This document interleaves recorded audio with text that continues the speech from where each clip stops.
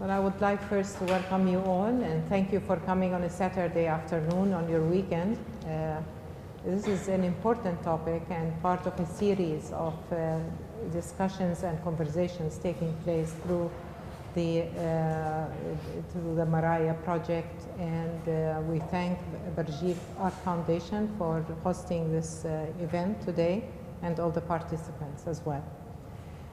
Cultural identity is a political construct that may refer to any one of a combination of designations from gender, race, ethnicity, religious affiliation, nationality, place of birth, sexual orientation, political and professional affiliations, or a number of other historical and other references that have occupied professionals, intellectuals from Socrates to Freud.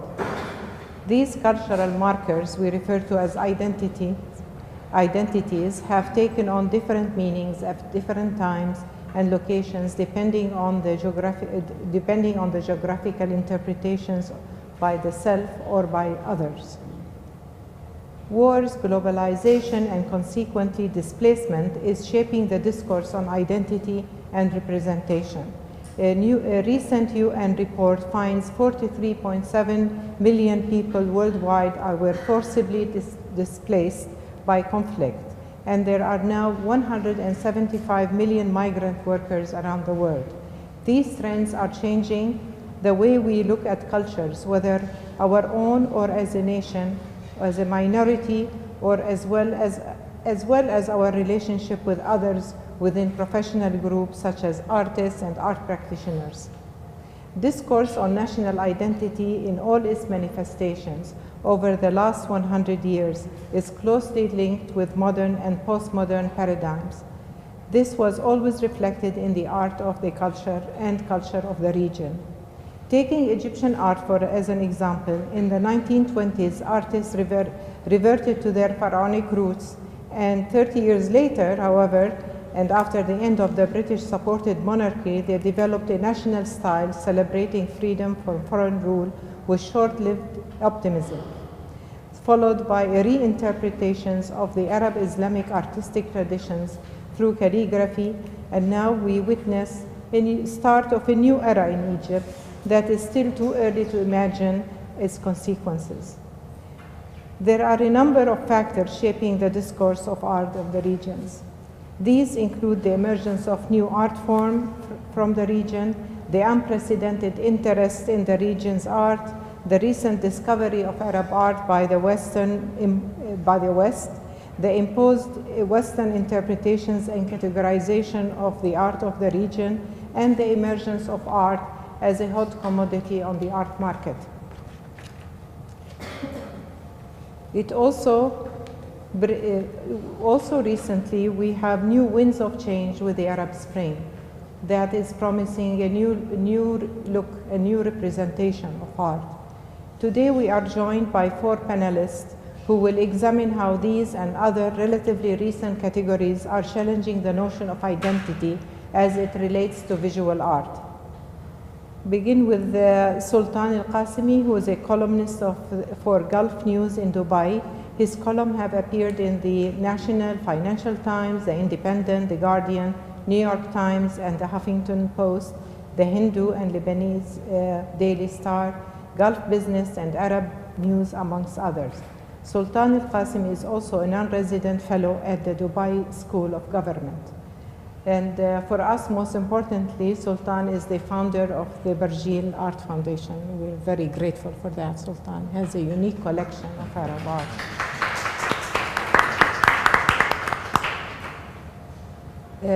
Dr. Sharon Parker, who's sitting at my far left, has a PhD in comparative literature and cultural studies from the University of Arizona.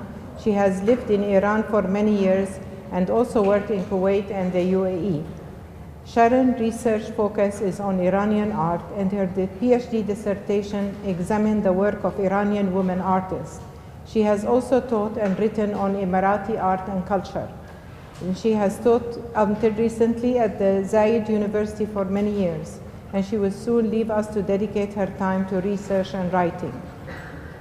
Today, Sharon will discuss in her comments on diaspora and on non-diaspora art, taking Iranian artists in America as an example. And Sharon will touch on the outcome of rupture, separation, and difference, or the new forces that may be contributing to the convergence of these two. Sultan Al-Qasimi will be challenged by questions. I'm sure that he will have no problem answering. And you are all most familiar with his writing, so we will wait to see what angle he will take on this subject. Next is Isabella Elahi Hughes. Isabella is a curator and art critic. She's sitting next to Dr. Sharon over there, and is a consultant to art and cultural institutions in the US, UK, and in the UAE. She is the Dubai editor for Art Asia Pacific and has contributed to Frieze, Persianesque, Contemporary Practices, and to Brown Book. She has curated several exhibitions for art institutions, including the Smithsonian National Museum in DC, the Center for Contemporary Art in Seattle, and the Maraya Art Center in Sharjah, and for the United States Embassy in Abu Dhabi. Isabella has a PA in art history from Boston University and an MA in museum studies from Johns Hopkins University. Isabella specializes in contemporary art with a research focus on the rise of trans culture, focusing on art from the Middle East, Asia, and the Pacific. Today, Isabella will share with us her experience working with artists in the region and their divergent views on representation or the categorization of their art. She will also present ways we could deal with such identification when curating exhibitions. On my right is the Emirati artist Ibtisam Abdelaziz, who is a writer and a curator. One of the leading conceptual artists in the Gulf, Ibtisam's work has been shown at Sharjah, Venice, and Singapore Biennales, as well as at many local, regional, and international exhibitions from Denmark, Germany, to Dubai and Sharjah Art Museum, among many others. She has also curated the annual Emirati Fine Art exhibition at the Sharjah Art Museum last year. Ibtisam takes a pragmatic approach to her analysis of identity, and today we will learn more about what concerns Ibtisam as a conceptual artist in the formation of her artistic expression as defined by the temporality of art production. Ibtisam will examine how universal human ideas shape her art over time in her discussion as well. So we're going to start with you, Ibtisam. Hi, good evening, everybody. I'd like to thank you, Salwa, for the nice introduction. As I said, I'm a conceptual artist. Today we're going to talk about different subjects. One of them is the national and the identity, and being a conceptual artist in the Gulf or in the UAE. I have some points I'd like to just say them briefly. First of all, my idea of making art is to deal with any human issues, and then produce some artwork that will represent that issues or in a different medium. So I have no medium to practice or deal with. And then secondly, I'd like to mention that, in my opinion, a true artist should seek to express themselves with the tools of their time. So I think that's very important, because we can't live in the past. We need to use the tools that within our region or in our century. And then I'd like also to mention the idea of as an artist, we can't detach from the daily events and daily life and everything surrounding us. So most of my work, or I think most of the artist work, will deals with everyday life and issues, like anything in life that could affect us or even push us to produce work. Because I think the concept or the message behind each piece is the most important element.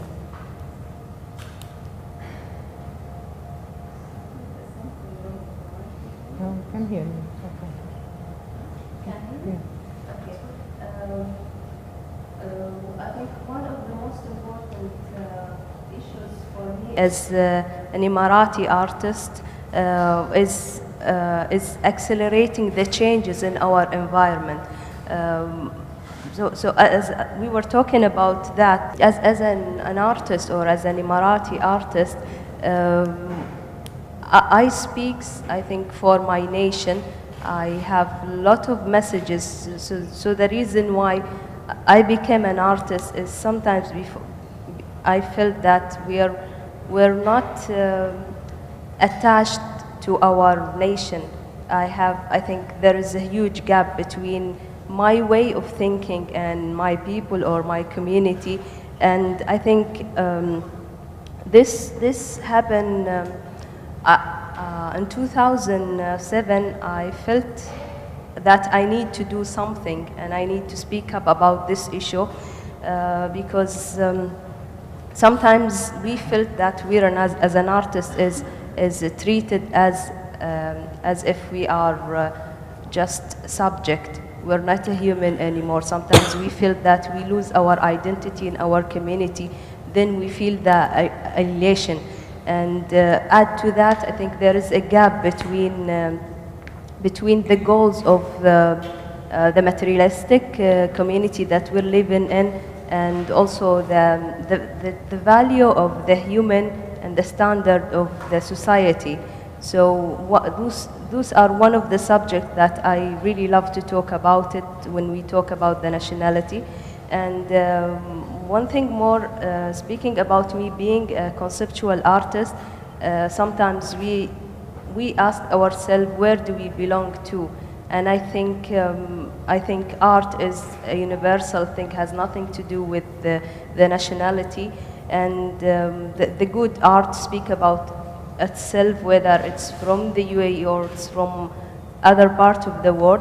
But what makes it different is the surrounding or the events that encourage the artist or that made the art piece. I'll stop at this point. Thank you. Well, I'm going to comment on diaspora and non-diaspora art. Again, particularly in regards to Iran, which has been my primary research area, although I have done some research here in the Emirates as well, and also Kuwait. According to Abbas Milani, who's the director of Iranian studies at Stanford University, the state of exile is when you live in one land and you dream in another. You live in one language and you dream in another language. Of course, with the migration and with not only migration, but because of diaspora, but also because of work issues and so on, many people speak multiple languages. That's not an unusual kind of state of affairs.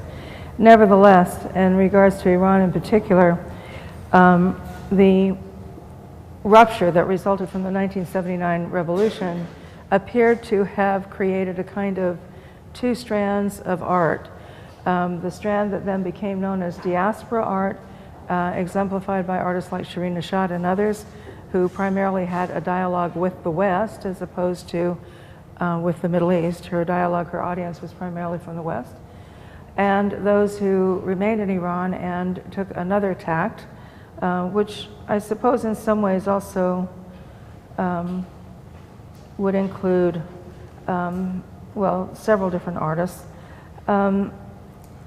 Parviz Tanavoli is someone who sort of crosses between two areas, both inside and outside. My question always is the art that's produced inside or outside a result of the factors that drive an artist to create or produce, or are these externally framed by market, the art market in particular, where one can show one's work? And so that's a question for me with a number of these artists. Also a question to me is it possible to expand the idea of this dislocation of artworks in multiple areas? For example, Palestinian art. Is Palestinian art inside and outside, or is it Palestinian art? How do we define that? As opposed to diaspora art with Iran and non-diaspora art with Iran. So these are questions for me. I think that if you look in particular at the Iranian works, which I'll just briefly go into, Iran has a long history, as many other cultures do as well. Many other countries in the region have an extremely long history of producing artwork. This is not a new thing.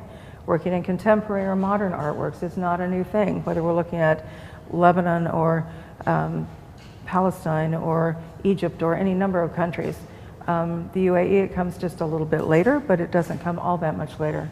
Most artists with their training, the training began through association and contact with other Western artists or institutions and so on, so that the technique, I think that's what Ebtisson was possibly also talking about, that you have to have the tools of the trade before you produce whatever it is, right? And so those are kind of a given.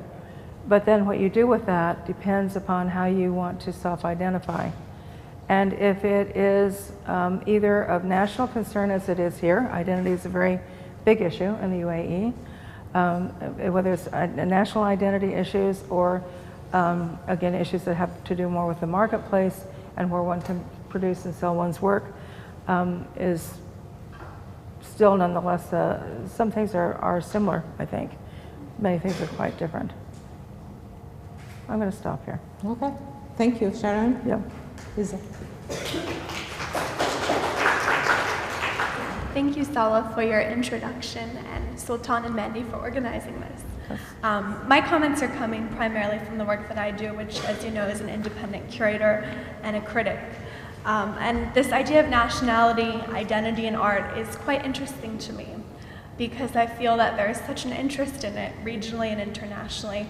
Dare I even say an obsession. And I often wonder, where does all this emphasis on nationality and identity come from? Does it come from the institutions that are supporting artists? Does it come from collectors? Does it come from the artists themselves, perhaps living in diaspora, or as transcultural migrants who want to hold on to culture and identity while not really operating in their country of ethnic origin? And I think probably when you're talking to artists, it definitely varies from artist to artist, the reason, if they are doing work that does address nationality, why they're doing so. And I think Sharon's comments about the market, they're quite clear that they do produce two types of work that is playing into this interest in nationality and identity, because that's what sells. And at the end of the day, artists have families, they have bills to pay, and they need to survive. And then they also produce work that perhaps isn't so focused on national identity, that's more an independent conceptual practice. But there are three brief points I want to make today. And the first is that curators, institutions, the larger arts infrastructure, when working with contemporary artists from the region, must really listen to them and listen to their practice, because all too often, there are artists from the region, whether they live here or they're in diaspora in another country, and their work has absolutely nothing to do with culture or identity, yet they are categorically put into the box of Arab artist, Iranian artist. So the beauty of us working with living contemporary artists is that we can listen to what they say. Going off that point, if they are saying their work is about identity and culture, and their work is addressing this, it's an important, there's an important distinction between diaspora artist and non-diaspora artist. I come from a background, as you know, in museum studies, so I'm very interested in the way that audiences are receiving artwork, particularly not in the region. And so often I've gone to exhibitions, and it's a statistical fact that 15 to 20% of people actually read exhibition labels or catalog text. So if they're looking at an image, they're not going to really read the information. They just hear Iranian artist or Emirati artist. And regardless if the artist lives or operates in that country or not, they're going to just visually read that work and make an assumption about the culture. And often we have numerous famous diaspora Arab and Iranian artists who have never even lived in their country. So that's very important to address and to really understand the distinction. There was a great show a few years ago, Iran Inside Out, and that was a show where there was that distinction. I think the first time a really important large show that traveled internationally that there were two sides to the story, Iranians living and working in Iran and outside, and I hope we see more of that. Going from that, the third point I briefly want to make is that it seems that the arts infrastructure is set up to not support artists who are from the region ethnically that aren't creating work that deals with identity and culture. Let's look at the prizes. Jamil Prize, the Barrage Capital Art Prize, the auction system, even the institutional opportunities outside of this region, they're not supporting artists who are one of first to be identified as contemporary artists, and their work has nothing to do with identity and culture. As an independent curator, I always work with outside institutions, and 99% of the time, if I'm approached by an institution to do an exhibition, or I pitch a show, I will only get it if it's framed by ethnic identity. And I think that's quite frustrating, and just two brief examples are two artists I've worked with. One of them, Poune Meghazeh, the other, Hediye Shafi. Both are Iranian-American artists. I worked with them in 2009 in a show I curated called I Ran Home in America. At the time, both artists were essentially at the same point in their career. Poune Meghazeh was a bit more famous. She was in the show Iran Inside Out. She'd showed at Leila Heller Gallery. And both their work dealt with identity and culture. Since then, Hediye Shafi has continued to do work that's identity and culture related. Poune Meghazeh has not. Hediye Shafi was shortlisted for the Jamil Prize. I had the opportunity to nominate her. She's selling like hotcakes at Kasha Hildebrand. Poune Meghazeh's work is very, very interesting, so conceptually challenging, and it keeps evolving over the past 4 years, while Hediye's looks the same, and she has virtually no real exhibition opportunities, commercial success. So I just hope that all of us in the arts will continue to leave room to support artists from the region who are working, perhaps not actually in ethnic and cultural perspectives. Yeah. Thank you, Isabella. Great introduction. Last but not least, Sultan. I want to echo what Sam said. Sometimes the best art is art that is not boxed in an identity or a nationality. I have a problem with what Isabel said. It was an important point that we sometimes frame artworks as in this is Saudi, this is Kuwaiti, this is Emirati art. And that is not the way you should talk about art. You should talk about art saying this is good art, or this is of a higher quality or lesser quality art. Being involved in this art foundation, I've met a lot of officials and a lot of government representatives and artists themselves who I felt are under pressure to represent what Emirati art, what Emirati identity looks like. But this is not the objective of art. It is just to create something meaningful, something beautiful, something that makes a statement. And we've seen, there's a very famous artist that I won't mention his name, but a very famous artist from the UAE who was active in the 70s and the 80s. And he came under a lot of pressure, and finally he was shunned by the official circles because he wasn't representing Emiratis in this way that the officials wanted them to be represented as, and it was only kind of allowed to be represented in official newspapers just a few years ago. So there was almost a 25-year gap that this artist disappeared from the news. He wasn't even allowed to be interviewed or anything. So there is pressure. Also, I've noticed that because these countries in the Gulf are very young, the governments are trying to find an identity for the nationals that is separate from the neighboring country. So we are Emirati, we are different from the Qataris. The Qataris are different from the Bahrainis, and they're different from the Saudis. And in fact, there's a lot of overlap, but there's a lot of pressure to emphasize the differences, to emphasize even the way that the clothes are worn or the background of the image. So we've seen this happen more and more. I think that the artists need to break free of what is expected from them, and these are the artists that really excel in the end, rather than the artists that constantly try and appease the government. One of the artists, you would see a lot of his work hanging in many of the hotels, especially, and the government authorities. His work is beautiful, but because he is only identified as a government artist, he is unable to truly excel and as Sam said earlier, go crazy. And this is what we need to push these young artists to just, go crazy and create something that is completely spectacular rather than something that is framed within what the government does or does not recognize. I'd like to pose a few questions to the panelists, and starting with Sultan, actually. Wanted to ask what if a visitor or a reader or someone 20 years from now wants to look back at this period, what's happened, and what's the sort of zeitgeist of the culture and art of the Dubai, let's say, or Sharjah, during this unprecedented construction period or development time. Would you say there is anything, there is a specific, let's say, intellectual discourse that's taking place here that differentiates this region from other Arab countries? And if so, how is this relationship between the Emirati or even other intellectuals living in the Gulf and visual art? It's important to say that the UAE and the Gulf, to a large degree, is a very transient society. So we cannot identify artists who have Emirati nationality completely separately than artists who are expatriates who live in the UAE full-time or who just happen to visit. So some of the best art about the UAE is created by expats who live here.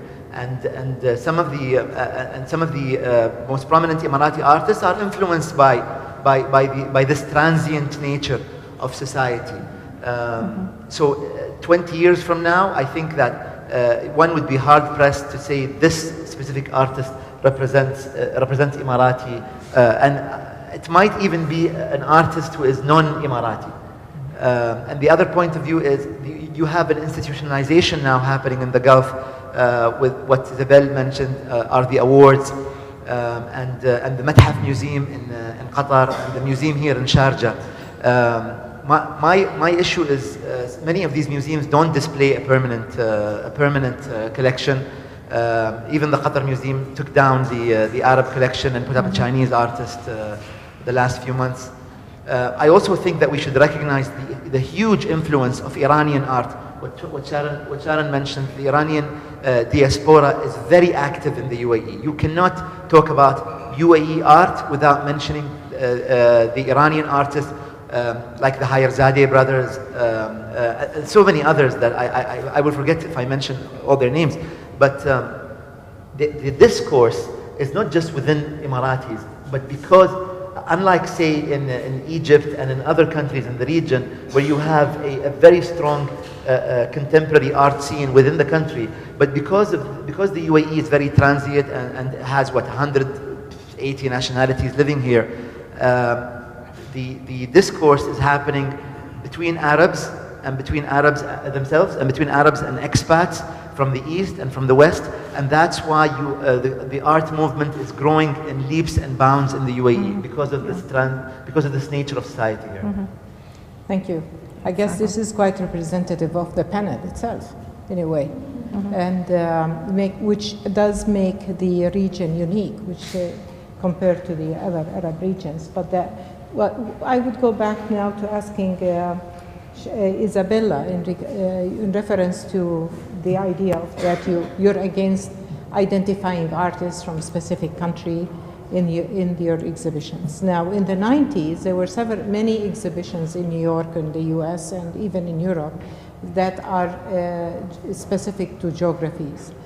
So there was art from China, from India, from more recently China, the African art exhibition in France. So there are still these exhibitions going around, and major artists participate in these exhibitions. But what is noticeable is that the label reads something like more born in Beirut, living and working in London, or living and working in London, Paris, and New York.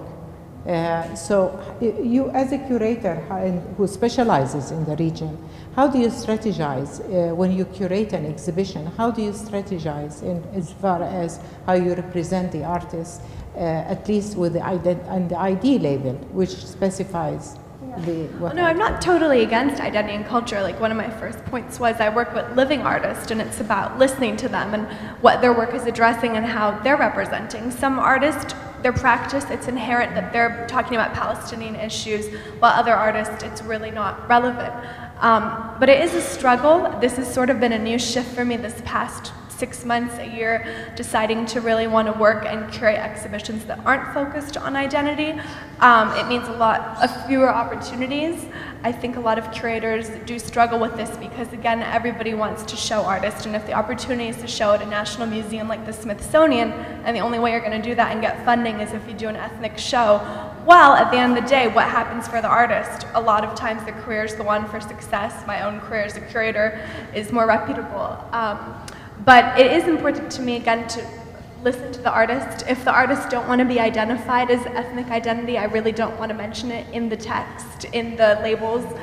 It is important to see labels that do say where someone was born and where they work. There actually are quite a few exhibitions I've seen, always in the West, where they just label the artist as Egyptian and the artist doesn't live or work in Egypt and hasn't for 15 or 20 years.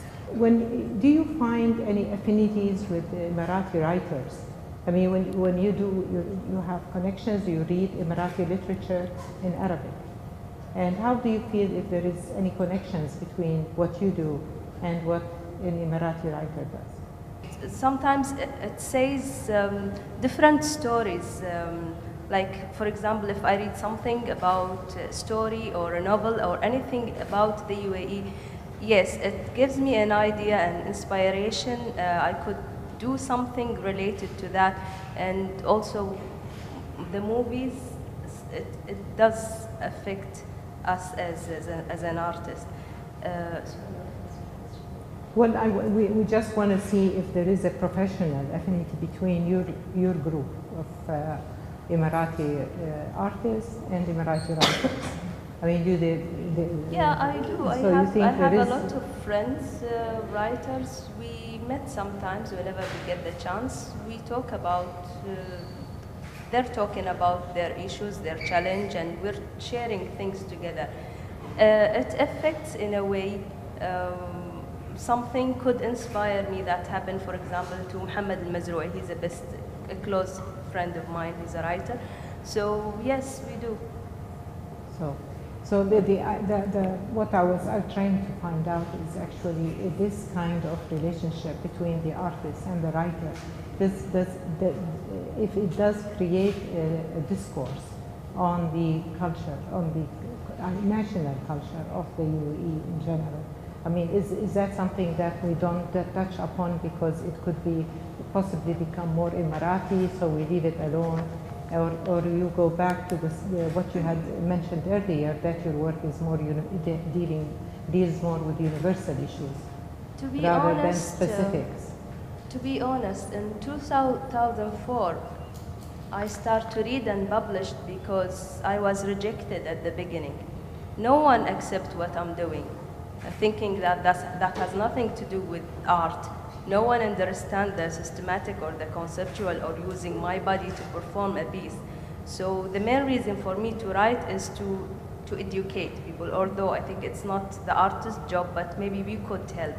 So most of my writings are either something that I translated from the West, something English to Arabic,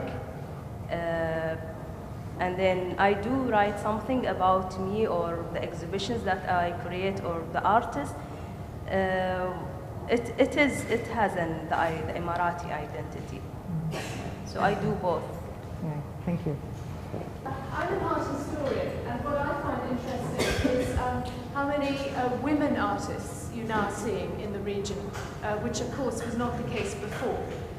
In fact, when I teach art history, a lot of my students say to me, why are there so few women artists? So one of the exciting things, I think, for the 21st century, and particularly for the region, is women like Ebtisam, who are now able to express themselves through art, where they were not able to before, and they have so much to give.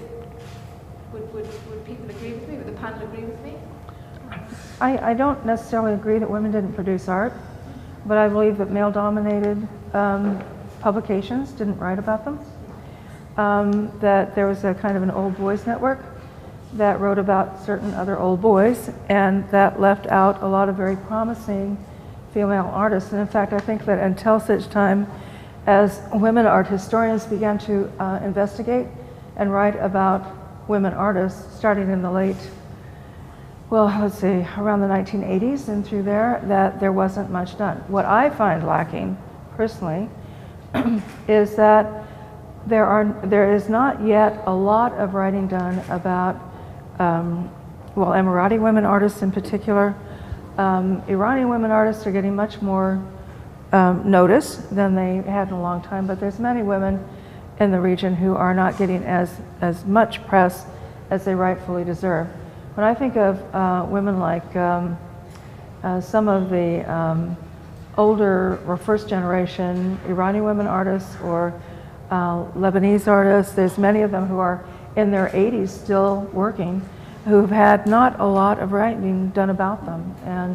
And so I think that's our responsibility as art historians or cultural theorists to raise that level of discussion, basically.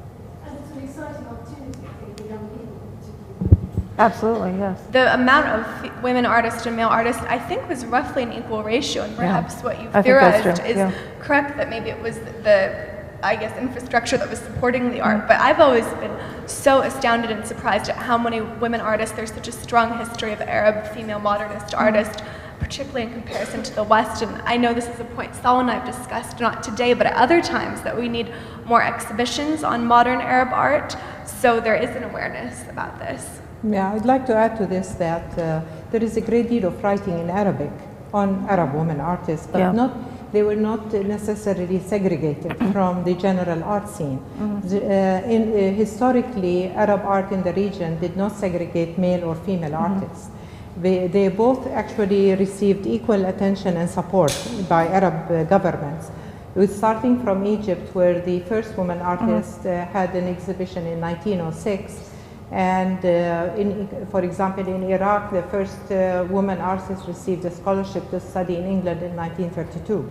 Right. So, and the same for Lebanese women artists who were painting the nude along with their male colleagues as early as the 1930s. So the situation in the Arab world differs from the West and Europe, as which was referenced by Dr. Sharon, as that the historical art history books did not acknowledge maybe European artists as they did the male. I mean, there are very few mentioned and of course, historically. I mean, the talent of a lot of the craft work that was produced, the carpets, for instance, a lot of the very fine work that women did, perhaps is not described in art history as fine art, but it is still very much the artistic tradition, isn't it? And it goes back hundreds, thousands of years. Yeah, that's absolutely true as far as the crafts, but our discussion today is exclusively on the fine arts, not that I would like to differentiate in general. But I think they overlap, I really do. But in general, as Isabella mentioned, I don't think there has ever been a segregation of male and female artists in the region I until wasn't the referring West so much broke to in. segregation. What I was talking about is just this kind of explosion of talent. I decide to speak up for the women in the whole world. So I decide to do a performance and to send a message and talk about us as a woman in this world, talk about the issues that we're suffering from, whether related to the society, the culture, the religion, the political, everything. And I decide to do a performance piece, very minimal. That's me. I don't want to, I hate to show something that very offended. I love to show something very mystery, so then I will have the dialogue between the audience, everybody who is attracted by this piece.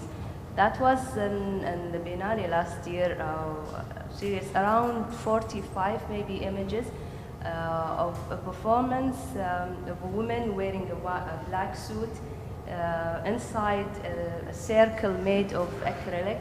And it's a different sizes. So each acrylic piece will be different in terms of sizes according to the size of my body. So it's me fighting this circle, it's me trying to get my freedom. So it's a message for every single woman in this world fighting. So that's... Thank you. Very well put. There's a question in the back. I was always very keen to see how the artists were actually managing the situation, because obviously there were demands on them, on their communities, to reflect the national aspirations. And I saw the artistic community divided in two. One part taking the official position, if you want, not necessarily the government position, but the more popular position of the nation. Whilst another group of artists would challenge that and would actually try to see, to reflect a different picture, one that gives a more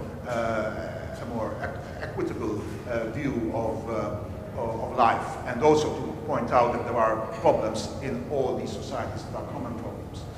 And I just wonder whether the artists themselves understand their power. Because art, especially in the modern world, where we have so many ways of communicating it now to a much wider audience, has become a very powerful medium. And I wonder whether the panel thinks that the artists in general, maybe using references from the Arab world, understand their power. I don't know if artists understand their power yet in the UAE or in the Gulf. We have a lot of artists who are from this region who represent us internationally, including Tissam, who exhibit their work in Europe, in North America, and in Asia. Last year, was it? 2 years ago, or 3 years ago, there was the UAE participation in Venice. The first time we participated, there was a mini scandal because we had two official pavilions, and I even wrote about an article, which nobody wanted to publish. So I secretly published it, and then I said that it was published. So there was a huge board with an Emirati wearing the official outfit, and he was smoking Marlboro. And I was thinking to myself, this is the first impression that the tens of thousands of visitors to the Venice Biennial Pavilion are going to have of Emirati men. I'm not saying they don't smoke, but not all of them do.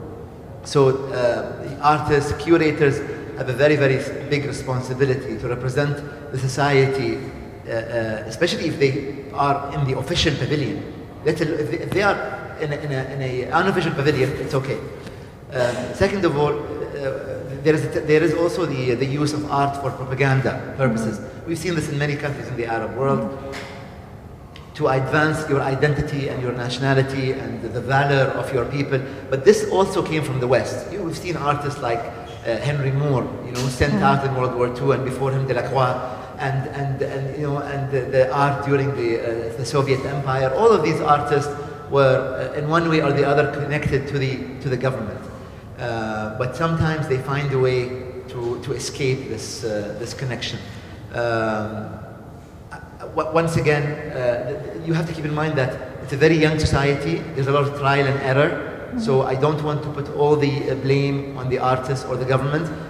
One day in the next 10, 20, 30 years, artists from the UAE, from the region, will find exactly where they want to be. Some of them already have, like Tissam, but many artists are still struggling with this identity because of the various pressures that they find themselves under. Could I just add one thing to that?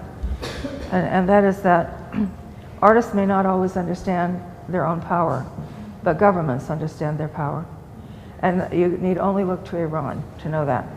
If you look at Iranian films that come out, some of the Iranian novels that come out, other kinds of writings, even some of the artworks, which slip through the censors there, which is a very complicated process to get something done, and get other kinds of messages out. That's why they so carefully or consistently try to sit on the heads of the artists, basically, there with all of these levels of restrictions. So artists may not always know where their power lies, but governments know where that is. No, I find though that artists who are operating almost in a third culture, they're not quite living in their country of origin, they're not living really in diaspora, they're the international artists living in Beirut, Paris, New York. They do tend to know the power. The more artists travel and exhibit internationally, they're quite aware, often based on their own dialogue and experience with audiences and the reactions, and I find that quite interesting in comparison to artists who aren't showing abroad or aren't traveling as much. They don't know yet the power, so I think it's important to do a lot of residency programs, exhibitions abroad to get artists more aware of that power. I want to ask a question regarding diaspora. At your work, do you ever meet with works of expats whose their work reflect more the country they live in, more than whose their work reflect the country they live in, more than they reflect their original culture? Do you ever pass by that? Absolutely, but I do find that with artists who are living in diaspora and creating work that relates to identity and culture, there's a lot of elements of cognitive dissonance. They sort of are confused. They're operating in both in a way, but they're definitely artists that operate in both and reflect both. But I wouldn't say necessarily more their new host country or culture. It tends to be kind of even and often confused, which I think a lot of us who live in diaspora can relate to. In this region, in this UAE region, how is government helping the amateur artists in order to grow in this region? Could you repeat your question? Just to repeat your question, what is the UAE government doing to support artists? Yes. Not as much as they should, I think. Let's start with that. But there's a lot happening, actually. In fact, we have institutions like Emirates Foundation, where Ms. Salwa is working. We have publications that are published by, for example, المجلة الثقافية, Dubai Cultural, ايش يسمونها الثقافية؟ ذكرين اسمها؟ Dubai الثقافية. So Dubai Culture has a superb magazine. The fact that Dubai kind of, what word shall I use? Allowed a lot of the galleries to open despite the rigid laws that we have in the UAE. You have dozens of galleries opening and operating in Dubai very successfully. It is the hub for Iranian, for Arab art. A lot of South Asian art is also sold here in the UAE. And this is despite the laws, not because of the laws. The laws don't allow you to do this because you have to have an office and then you have to have a gallery in Al Ghoz. So they've kind of bent the rules for a lot of us. But that said, it's not enough. The laws aren't up to par. I think the insurance laws, the laws of licensing the galleries, the laws that allow you to import and export art are very confusing, especially because you have free zones and non-free zones, and if an artwork moves from the free zone to the non-free zone, you have to pay what it goes back next day. So it's very confusing. They are doing a lot, but the fact is that the art industry is flourishing because of a variety of reasons. The government is definitely one of that causes, but the people in the UAE, expats and Emiratis together, they are maybe the biggest driving force that the government has recognized the art industry because of them. I remember there was a statistic that said that Dubai Gallery sold about 250 million dirhams worth of, that's about $60 million worth of art in 2008, 9, 10. That's a huge number for an industry that didn't exist, and it created a lot of jobs. So the government kind of recognized them, and they've allowed the industry to flourish. We have here Khalil. Do you want to say anything? Because you work in the Dubai culture. I'd love for you to say something, if you don't mind. I might mention about Sikh art fair. It's like, if you say as the government side supporting and Emirati artists and local artists. This initiative happened to support the movement of art that's happening in the region, especially if you talk about the UAE at the moment. And so what we did, especially for last Sikh art fair, we had open call for everybody who's living in the UAE, they can apply. And that was a purpose, to educate the public also, to show them what exists over here, and also who's who's into art, how we can support them more by educating them, by doing workshop for them, and also give them more publicity, especially the galleries looking around for UAE artists or living artists in the UAE who exist over here.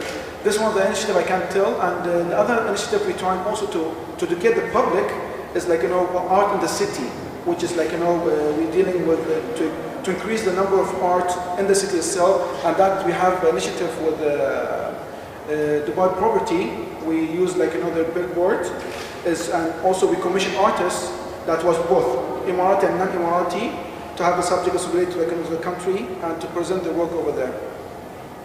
I think that's good. There's a lot done for students too.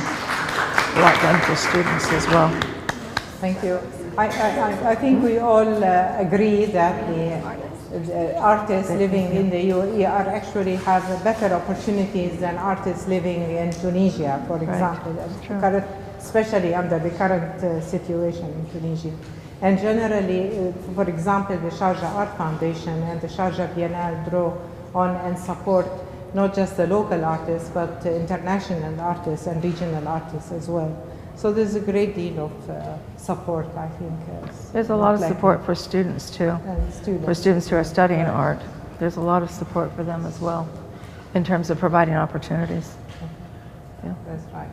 There's a question in the back also. Thank you. Thank you. Thank you so much for stimulating our minds with this interesting discussion. I found it interesting that we do, as individuals, as spectators, we do tend to focus on artist's identity and ethnicity and the nation that they're from. And I only realized this today as we're having this conversation that one of my favorite paintings in my living room, I tend to describe it as a Tunisian piece of art, and it has nothing to do with Tunisia. It's a very beautiful abstract creature that I'm absolutely in love with, but it could be from anywhere in the world. What is our responsibility as individuals who love and collect, buy art, in terms of how we buy it, how we share it with our family and friends? I mean, I'm not talking at the institutional level like Brazil, but just in our homes. And I mean, what am I doing? I mean, first of all, I wasn't even aware of what I was doing. Now I am. What am I doing when I describe this piece of art as Tunisian? Am I promoting Tunisian art? Am I promoting this sense that we need to categorize something desperately, as you said, in an obsessive manner? I'm just curious to know your advice for just us individuals. That's a very interesting question, because I work in nonprofit art and I'm always focused on institutional response. I've actually never thought about that before.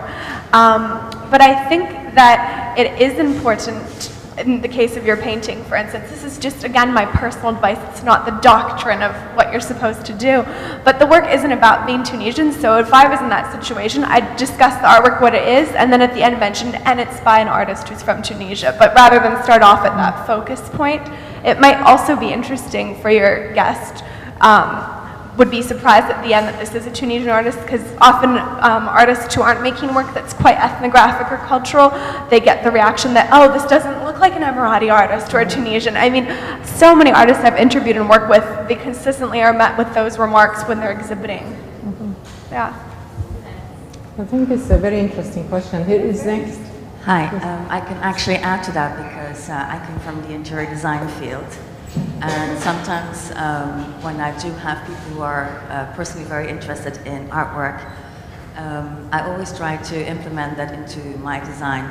I feel that when you enter someone's home, the house speaks about how this person lives, what his interests are, if he travels a lot, if he's got different interests, if he's culturally engaged.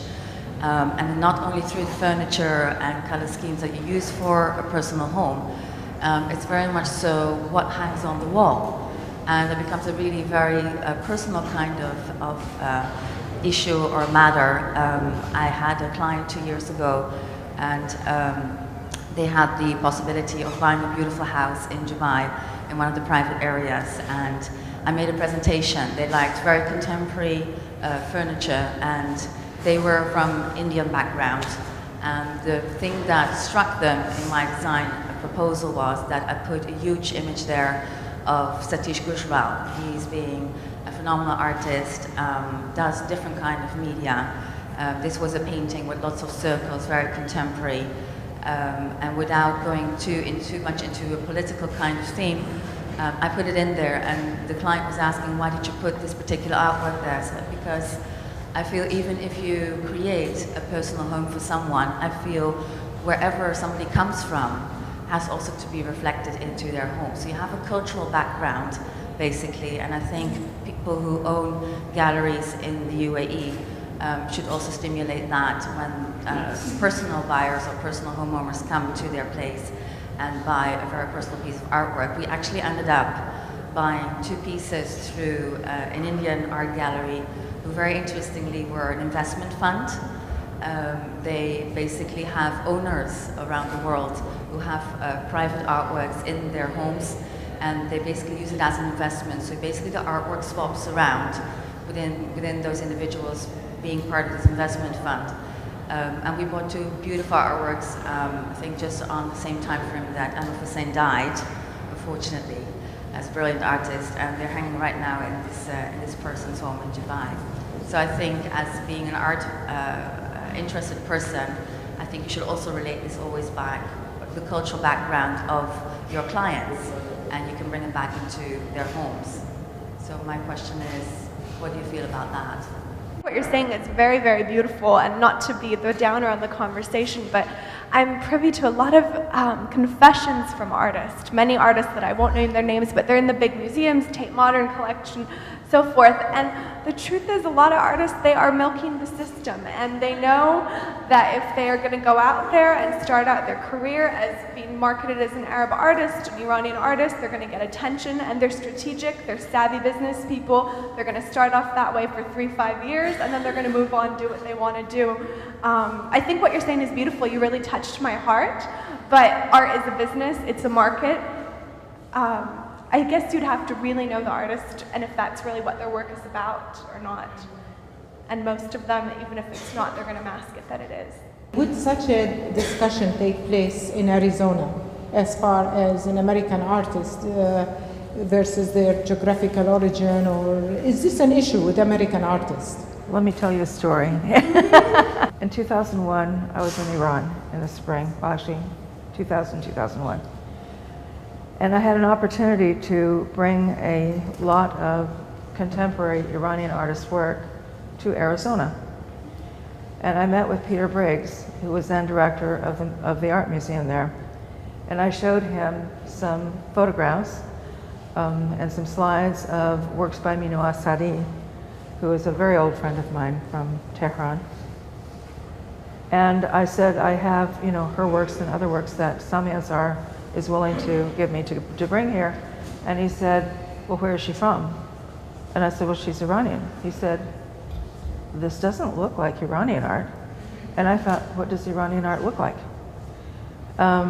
In Arizona, the big discussion, of course, aside from those kinds of positions, would be Native American art. And as you probably know with Native American art, if you can't prove your bloodline, you can't list it as Native American art. You have to be able to be registered as Native American, or you can't list it as Native American art. You can have Native American art that's made in Indonesia, or I don't know, someplace else, that are some of the little fetishes and so on. So ethnicity and identity in terms of artwork in Arizona is a really big thing, whether it's the Native American art or even the way that some artists construct themselves as Western, so-called Western artists. Going against the grain there, though, are other galleries with a lot of different artists from the region who are not doing anything that looks like Native American art or cowboy art or any of those things, but who are doing their own kind of work. Some of them are working in ceramics, some are working in other kinds of media, maybe painting and so on. Identity issues there in terms of American artists, yes, it's a big thing. but that may be our location. But that's location and That's the location relevant to just the Native American artists. Yeah. Is there more money in Native American art? Possibly is there a relation to the art market as well? I don't where think there's a niche for this kind of art that needs to be protected. In terms of the art market, I think that, well, it's cyclical, as you know, and you could probably speak, or either one of you could probably speak more to that, but I think that the cycle with that is, again, Native American art, Hispanic art, Cuban American art, I don't know, any of these isms art, and American art as we would think of it from the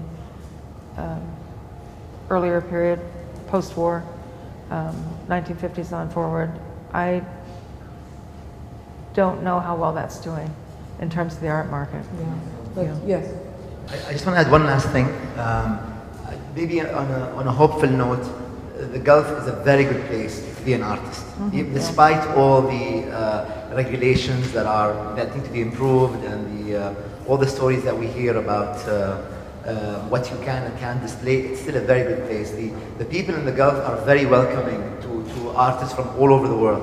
The UAE displayed alongside prominent Emiratis such as Sam Abdelaziz, displayed Tariq Hussein, who is a Kuwaiti artist of Palestinian descent, in the pavilion in Venice.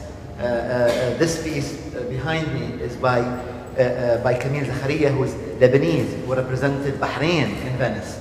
The Qatar Museum, the UAE, the Sharjah Museum, the Abu Dhabi centers, the Dubai centers, there is more globalization happening here in the UAE, in the Gulf, than anywhere else I've seen. I have not seen this in other countries that I've traveled to around the region. You mostly see art from that country only, but here in the UAE, in the Gulf, you really get a taste of globalized identity, artists from all over the world reflecting a global identity.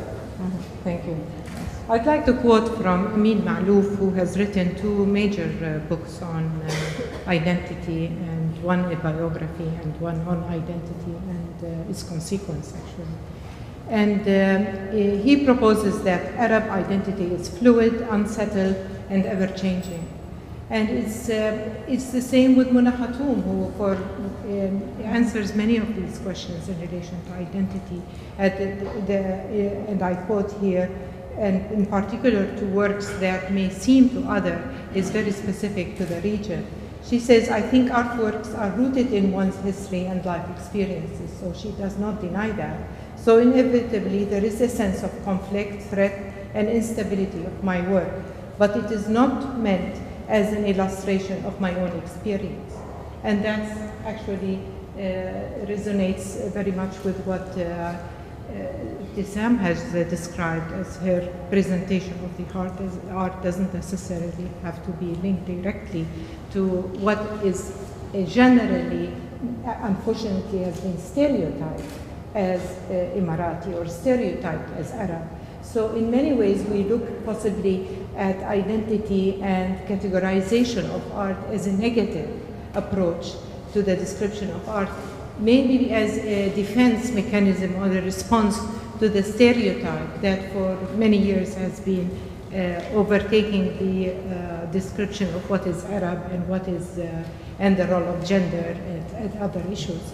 And also maybe it's time for us to just leave this subject at rest for a while and look more at what's happening, for example, in Egypt, where I don't think Egyptians at this time would shy away from saying what, or describing how the art has contributed or played in the Arab Spring in Egypt and in the recent demonstrations in the Tahrir Square, and how art has moved actually out of the galleries and into the squares and into the public arena and engaging with the public. I think we need to look more at these issues that are in direct relation with what's happening now in the region as more representative of the region than just the giving titles to whatever art is coming from or going to.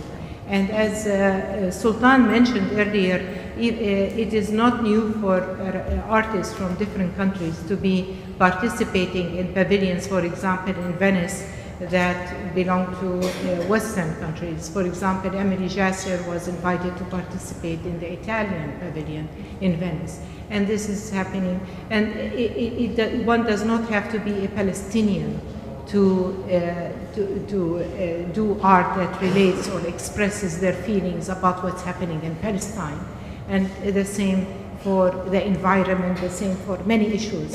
And I think it's, there is a need to differentiate in the discussion between the naming the art and naming the artist versus what is happening, the content of the art, and what are we engaged with at this moment, particularly in Arab Spring as it takes shape. Thank you.